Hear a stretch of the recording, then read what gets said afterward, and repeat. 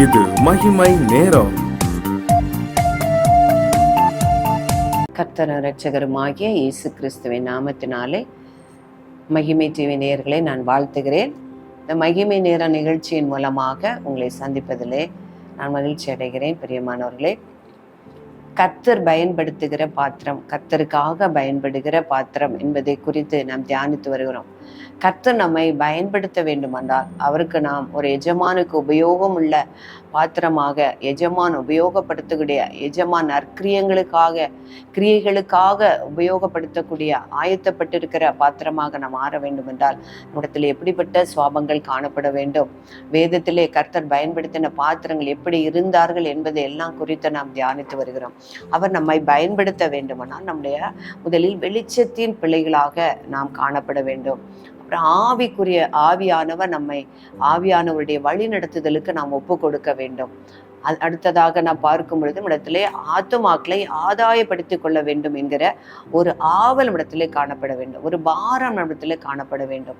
அப்போதான் கர்த்தர் நம்மை எடுத்து பயன்படுத்த முடியும். அடுத்ததாக பார்க்கும்போது நற்கிரியைகளை செய்யக்கூடிய ஆசை நம்மிடத்துல இருக்கணும்.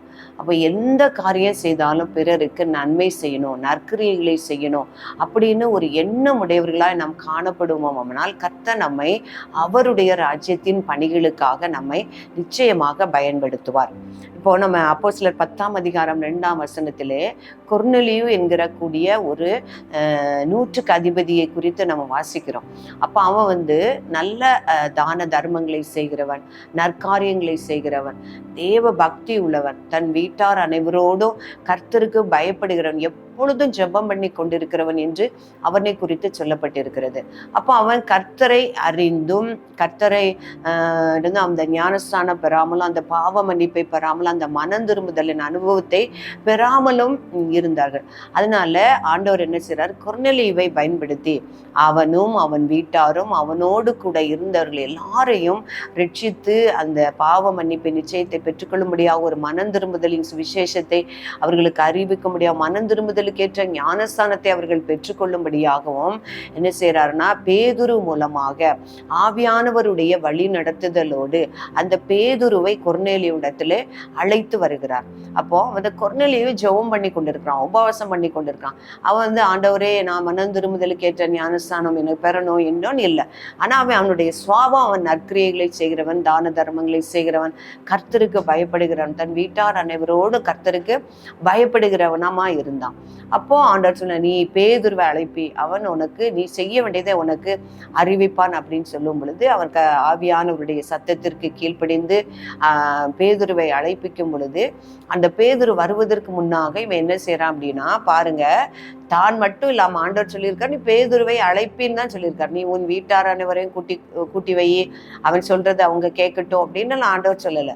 அவன் என்ன செய்யறான், தன் வீட்டார்ல எல்லாரையும், தன் உறவின் முறையார் எல்லாரையும் கூப்பிடுறான், தன் சிநேகிதர்ல விசேஷத்தவங்க எல்லாரையும் கூப்பிட்டு ஒரு கூட்டமா அவனுடைய வீட்டுல அவன் ஆயத்தமாகி காத்திருக்கான். ஆண்டவர் பேதுரு அனுப்பார், பேதுரு மூலம் நமக்கு என்ன சொல்லப்படும் அதை நம்ம செய்யணும் அப்படின்னு அப்படி ஒரு நற்காரியங்களை அவன் செய்யறான். அதனால அந்த பேதுரு வரும் பொழுது அவங்க எல்லாரும் கூடியிருக்கும் பொழுது பேதுரு பிரசங்கித்து அவருடைய வசனத்தை கேட்டுக்கொண்டிருந்த யாவர் மேலும் பரிசுத்த ஆவியானவர் இறங்கினார் என்று பார்க்கிறோம். பாருங்க, அந்த கொர்நேலியு ஆண்டவர் எப்படியாக அவர் பயன்படுத்தியிருக்காரு. அவனும் அவனுடைய வீட்டார் அனைவரும் ரட்சிக்கப்படும், அவனுடைய சுற்றி உள்ள அவனுடைய சிநேகிதர்கள் எல்லாரும் ரட்சிக்கப்படும்படியாக, அவருடைய பரிசுத்தாவியை பெறும்படியாக அவர்கள் பிரஜாதியார், முதலாக பேதுரு பிரஜாதியாருக்கு ஞானஸ்தானம் கொடுத்து அவர்கள் மேல் பரிசுத்தாவி இறங்குவதை பார்த்து அவர்கள் பிரமித்தார்கள் என்று எழுதியிருக்கிறது.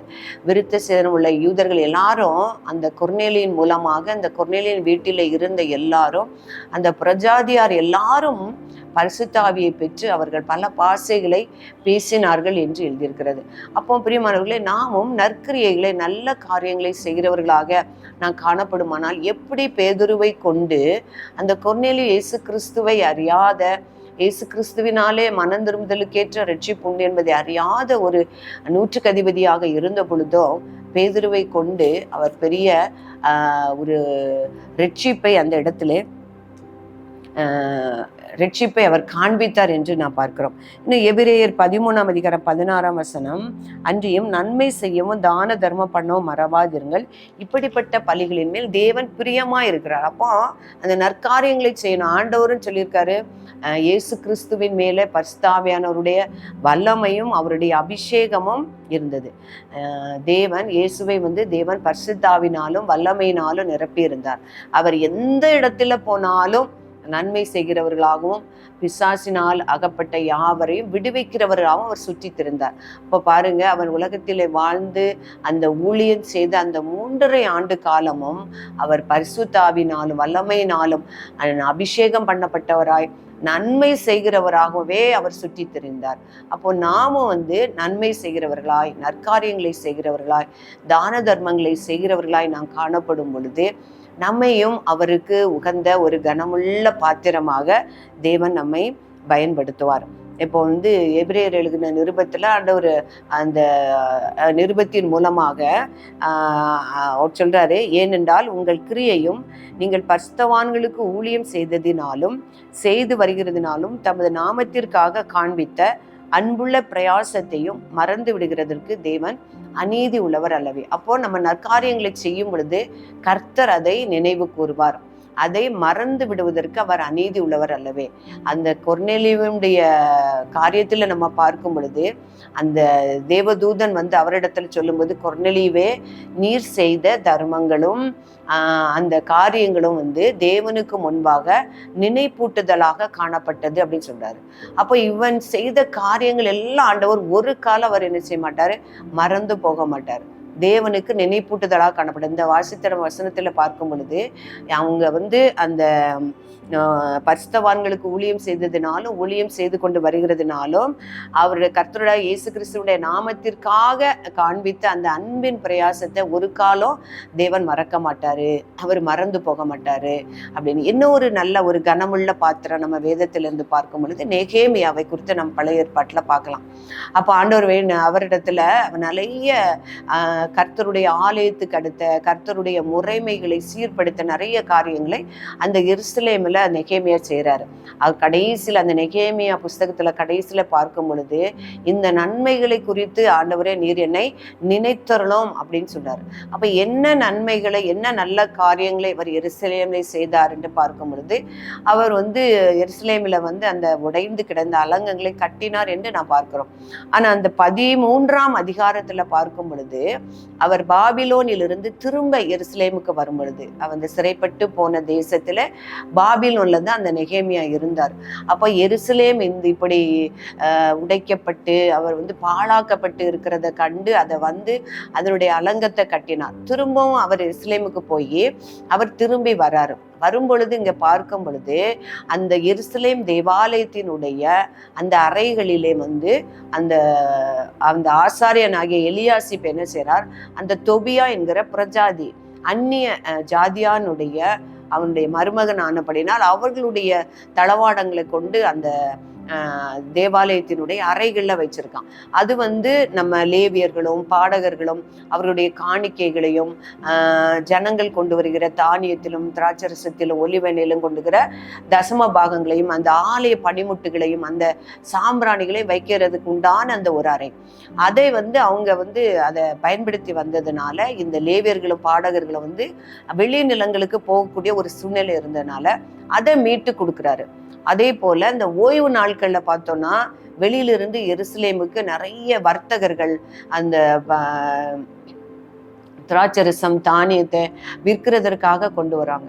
அப்போ இந்த நியாயப்பிரமாணத்தின் முறைகள் ஓய்வு நாளை பரிசுத்த குலைச்சலாக்கினதுனால அந்த நெகேமியா நினைச்சுவாரு, அந்த எருசலேமினுடைய நகர பட்டணத்தினுடைய கதவுகளை அடைச்சி அந்த ஓய்வு நாளை பரிசுத்தமாய் ஆசரிக்க வேண்டும் என்று அந்த எருசலேம் ஜனங்களுக்கு அவர் திட்டமாய் சொல்லுவார். அநேக நல்ல காரியங்களை செய்துதான் செய்யறாரு.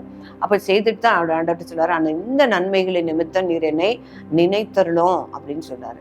அப்போ இந்த நற்கிரியைகளை செய்ய, நல்ல காரியங்களை செய்ய, கர்த்தருக்கு பிரியமான காரியங்களை செய்வை, தேவாலயத்துக்கு அடுத்தது தேவாலயத்து கர்த்தருக்கு சித்தமானது கர்த்தருடைய நாமத்தின்படி செய்யக்கூடிய காரியங்களை செய்யும் பொழுது கர்த்தர் நம்மை கனமுள்ள பாத்திரமாக நம்மை பயன்படுத்துவார்.